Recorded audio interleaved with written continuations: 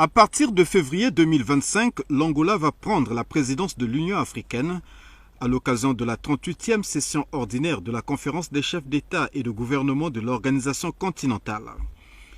Dans l'exécution de cette mission, le président João Lourenço compte sur le soutien du Congo, dont le chef de l'État a déjà assumé par le passé ses responsabilités.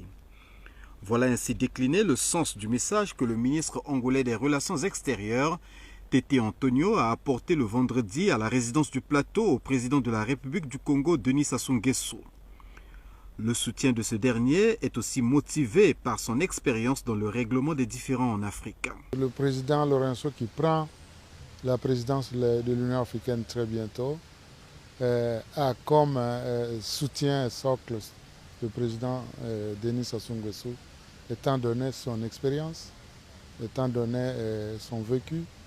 Et sur le continent, sûrement, ce ne sera pas une des rares fois que vous me verrez à Brazzaville pendant toute cette période pour pouvoir justement travailler dans la mise en œuvre de décisions que nous prenons au niveau d'Addis Abeba en tant qu'Union africaine. Et le président qui a eu à assumer les mêmes responsabilités et qui a d'autres responsabilités, nous parlons du dossier libyen par exemple, continuera à être une source d'inspiration pour le président Lourenço. L'axe Luanda-Brazzaville a aussi figuré au menu des échanges entre les deux personnalités.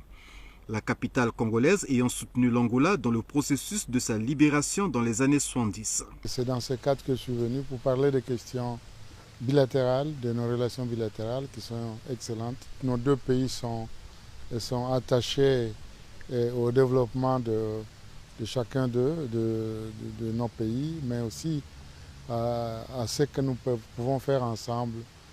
Parce qu'en fait, ce qui compte, c'est vraiment ce que nous pouvons faire après avoir libéré nos pays, avec l'aide, dans le cas de l'Angola, de ce pays frère, la République du Congo.